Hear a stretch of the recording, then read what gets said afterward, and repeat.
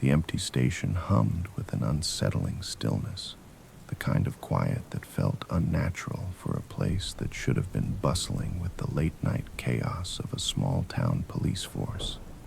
Rookie Officer Ethan Marks sat alone behind the front desk, tapping his fingers against the cold metal edge, wondering why he was the one left behind.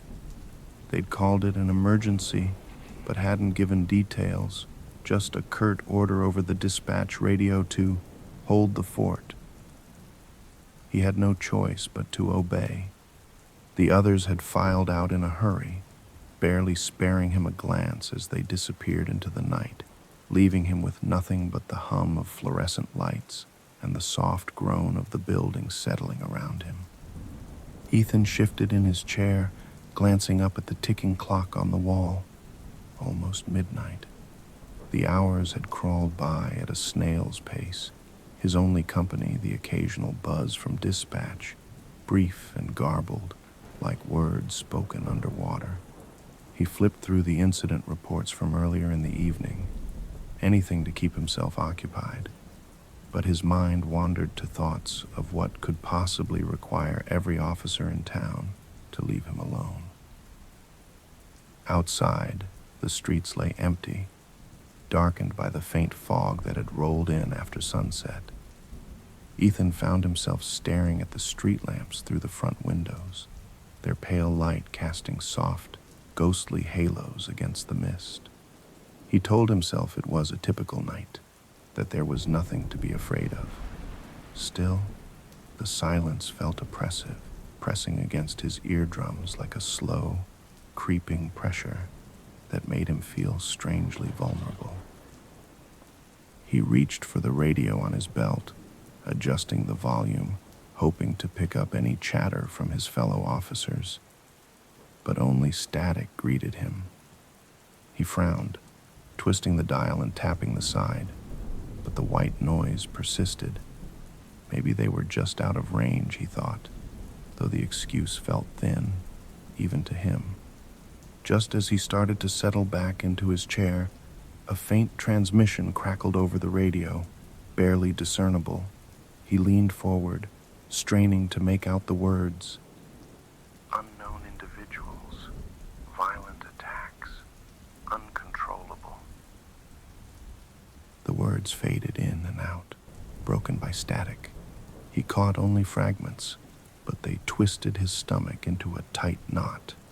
There was something in the background, a scream, a panicked shout, then silence. The line went dead, leaving him alone with his heartbeat pounding in his ears. Ethan swallowed hard, his gaze drifting back to the front doors. He tried to shake off the discomfort clawing at him. Just my nerves, he thought, but he couldn't quite convince himself. He pushed himself up from his chair and walked to the CCTV monitor station tucked away in a corner, an old setup that showed grainy black and white images of the station's surroundings. He squinted at the screens, shifting between angles of the street, the parking lot, and the alley that ran alongside the building.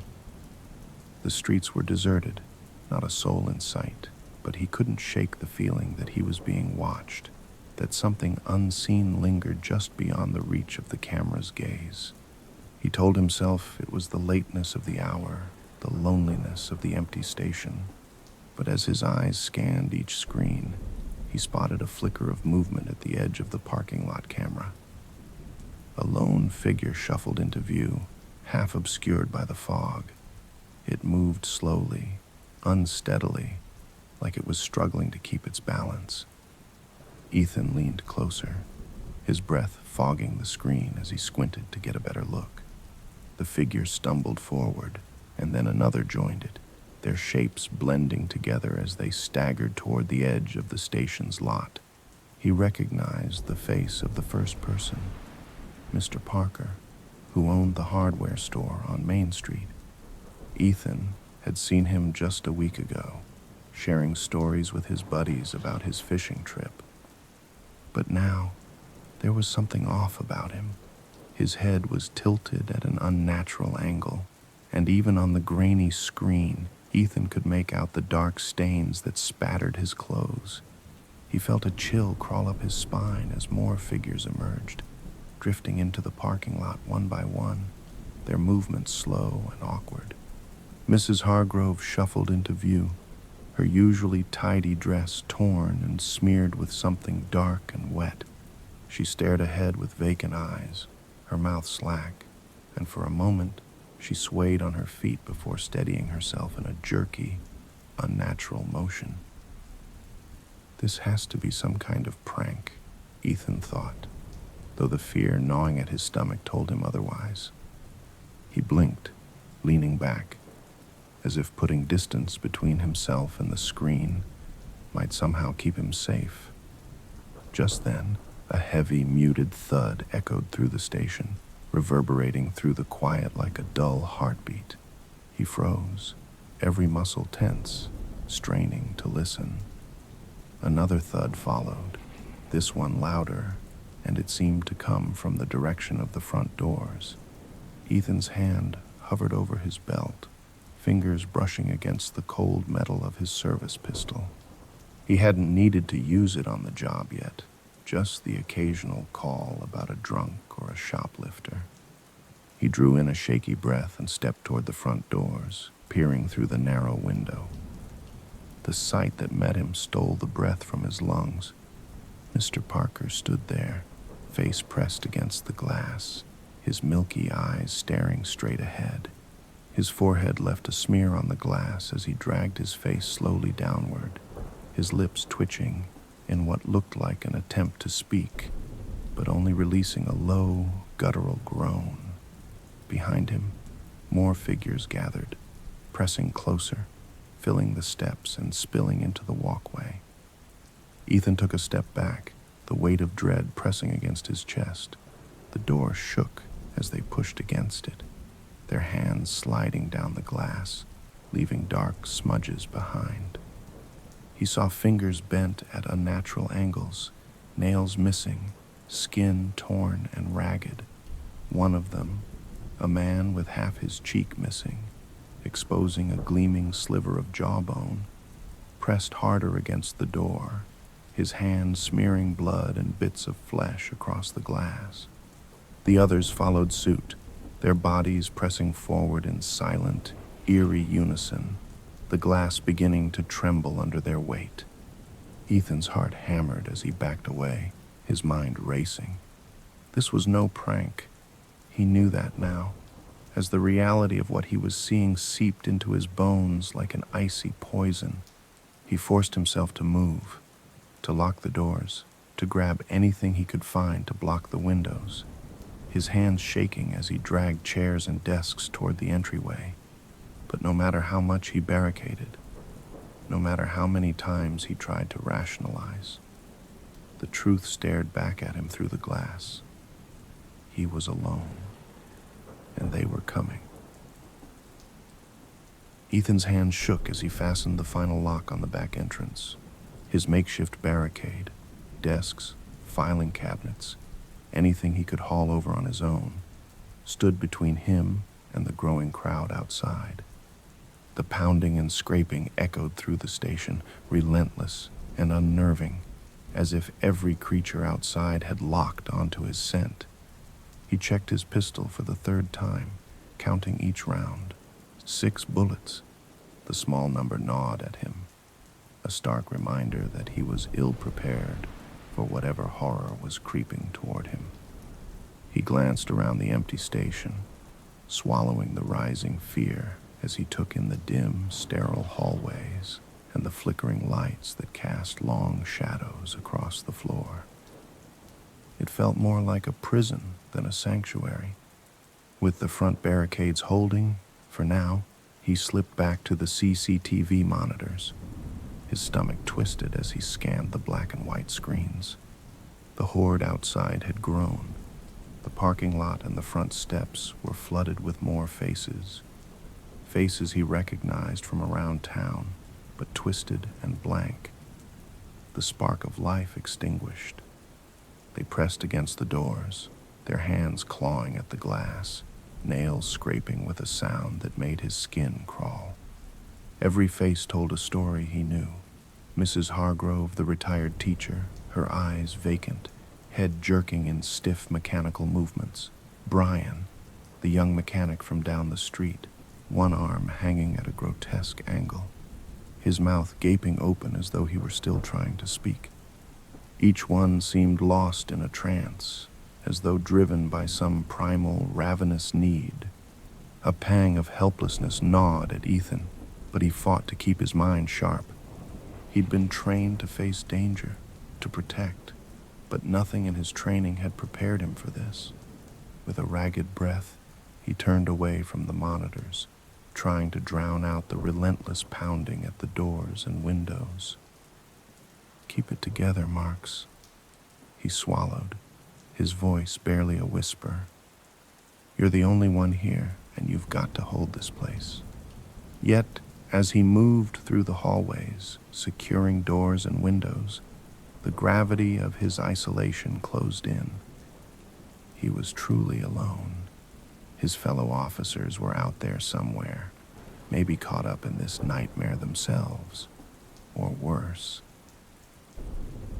The thought that he might never see them again, that he was stranded in a sea of death, tightened around his chest like a vice. The radio crackled again, snapping him back to the present. He scrambled to his feet and clutched it, desperate for some shred of contact, some hint that he wasn't alone in this nightmare. "Outnumbered. Can't hold them back." The transmission came through in broken fragments, each word distorted, muffled by static.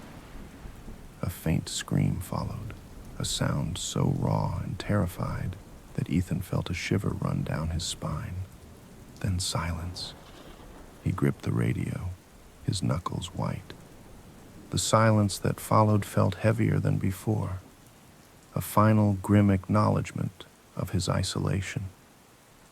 Whatever was happening outside had cut him off from the world, leaving him trapped with no way out. He looked at the door, his eyes narrowing as he tried to steady his breathing. Then came the first breach. A shattering crash echoed from down the hall. He whipped around, his heart pounding, and bolted toward the source. Glass littered the floor, glinting under the pale light, and a gaping hole yawned in one of the side windows. Through the jagged opening, a pale, clawed hand reached in, nails torn and bloody, scraping against the sill as it tried to gain purchase. Ethan raised his pistol, aiming with shaking hands, and fired. The shot rang out, deafening in the enclosed space. The hand recoiled, splattering the window with dark, viscous blood that dripped slowly down the glass. The creature outside released a guttural moan, a sound filled with a hollow, unrelenting hunger that set his nerves on edge. He watched, heart hammering as the hand disappeared from view. He took a step back, feeling a momentary flicker of relief. But it was fleeting. The groaning, the scratching, the hungry pounding resumed, louder and more insistent, like the creatures outside had sensed his desperation. Another crash, this time from the direction of the holding cells. Ethan felt a surge of panic as he realized he'd left the rear of the station unguarded in his haste to reinforce the front. He sprinted down the corridor, his boots echoing off the tiled floor, his breath coming in short, ragged gasps. As he rounded the corner, he skidded to a halt. One of the windows leading into the cells had shattered, and the twisted form of a corpse, a young man with half his face missing, was wedged halfway through, dragging itself inside with slow, jerky movements. Its eyes locked onto him, cold and unfeeling, as though he were nothing more than a piece of meat. His pulse raced as he backed away, trying to keep his distance, but he was cornered, the narrow hallway leaving him with nowhere to go but back toward the main entrance, where he knew more of them were waiting. The thing crawled forward, inching closer, its mangled face contorting in an eerie mimicry of a smile. Ethan raised his pistol, the cold steel heavy in his hands, and took aim. The bullet tore through its head, a burst of blood and brain matter splattering the floor in a thick, dark spray. The creature slumped, lifeless, its fingers still twitching in grotesque spasms as it lay still. But there was no time to dwell. More were coming. He could hear them, a chorus of low, mournful moans echoing through the station, filling the once safe space with a sense of dread so thick it felt like a living thing. The windows rattled, the doors groaned, and he realized his barricades wouldn't hold much longer. His breath came in shallow, frantic bursts as he pressed his back against the wall, trying to gather his thoughts. He had to make a choice, stay and fight, or retreat deeper into the station. Each option felt as grim as the last. He glanced down at the crimson pool spreading at his feet, the blood thick and pungent, staining the air with the sharp scent of death. He could hear them closing in, their footsteps heavy, dragging across the floor, each step bringing them closer. He forced himself to move, slipping through the shadows, his movements careful and controlled. He knew every inch of the station by heart, but tonight it felt like a twisted, unfamiliar maze, each turn leading him further from safety. He stumbled into the break room, barricading the door behind him with a trembling hand. The silence returned, broken only by the distant, relentless pounding and scraping outside. He leaned his head back, closing his eyes for a moment, trying to block out the nightmare that had engulfed his world. But the silence was short-lived. The pounding grew louder, more aggressive, echoing through the walls like a heartbeat, reminding him that the dead were still out there, hungry, relentless, and they were coming for him. Ethan sat in the break room, his back pressed against the cold wall, the silence around him a fragile, suffocating thing, broken only by the soft, persistent pounding that echoed through the station. He could feel the walls closing in, each hollow thud a reminder that he was out of time. The fluorescent lights above flickered erratically, casting shadows that seemed to dance and writhe in the corners of the room. He checked his pistol again, though he already knew the count. 3 bullets left. Just 3. He swallowed, fighting the growing dread that churned in his stomach. His breathing was shallow, uneven, and his thoughts spun in frantic circles, darting between escape plans that all felt hopelessly inadequate. Each route led him back to the same grim realization. The undead were everywhere, and they would not stop. A low, guttural moan echoed from somewhere down the hall, chillingly close. He could picture them, their blank, unfeeling eyes scanning the shadows, searching, moving ever closer. The very air felt thick with decay, the sour stench of blood and rot seeping into his skin, marking him as one of the living among the dead. With a determined breath, Ethan forced himself to stand, to keep moving. Every instinct in his body screamed for him to find somewhere to hide, to barricade himself deeper within the building. But he knew that wouldn't save him. They would break through eventually, and when they did, he wanted to be ready. He slipped into the corridor, careful to keep his steps light, moving from shadow to shadow as he scanned the hallway ahead. His gaze darted to the evidence room door, just down the hall, a place he had initially overlooked in his desperate search for safety. He knew there was a shotgun in there, left from a case that had been filed away weeks ago. His last hope lay behind that door. The floor creaked underfoot, and he froze, holding his breath. The moaning grew louder, the slow, dragging footsteps echoing through the hall, drawing closer.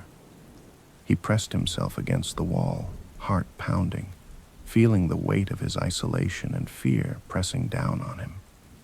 With a final deep breath, he darted forward, reaching the evidence room door and fumbling with his keyring, his hands slick with sweat. The footsteps grew louder, closer, until he could almost feel the cold, dead presence closing in on him. The lock clicked, and he slipped inside, shutting the door as quietly as he could behind him. The room was pitch black, save for the thin sliver of light that filtered through the cracked glass in the door. He moved quickly, feeling along the shelves, searching by touch for the shotgun he knew was there. His fingers grazed cold metal, and he seized it, pulling it from the shelf with a sense of grim satisfaction. The shotgun felt heavy and solid in his hands, a weapon that, unlike his pistol, could buy him a few precious moments. He checked the chamber. 2 shells, 2 final shots to stand between him and the end. As he took a step back, something outside the door slammed against it, rattling the frame. The sound reverberated through the small room, sending a jolt of adrenaline coursing through him. He tightened his grip on the shotgun, his knuckles white, his breathing quickening as he realized they'd found him. There was no hiding anymore. The door began to splinter, the wood cracking under the relentless weight of the bodies pushing against it. He braced himself, raising the shotgun, his back pressed against the wall as he prepared for the inevitable breach. The door gave way with a deafening crash, and the first body lurched through, its face a mask of rot and decay, its eyes blank and hungry. He pulled the trigger, the shotgun's blast filling the room with a thunderous roar. The creature's head exploded in a spray of dark blood and bone, its body crumpling to the floor in a twisted heap. But there were more. They pushed forward, stumbling over the fallen body, their hands reaching, grasping, clawing. He fired the second shot, another creature dropping in a spray of gore. But even as it fell, more took its place, pressing closer, relentless in their pursuit. Ethan backed away, his mind racing, realizing he was out of ammunition, out of time, with nowhere left to run. He dropped the empty shotgun, the clang of metal against the floor drowned out by the chorus of moans that filled the air, swelling to a fever pitch. In a final act of defiance, he drew his pistol, knowing it held only a single shot. He aimed at the advancing figures, his hands steady, despite the terror surging through him. The dead filled the doorway, their lifeless eyes locked onto him, and he took one last, shuddering breath, his finger tightening on the trigger. As the undead surged forward, Ethan was left standing against the relentless horde, a man facing the inevitable, with a grim, unwavering resolve.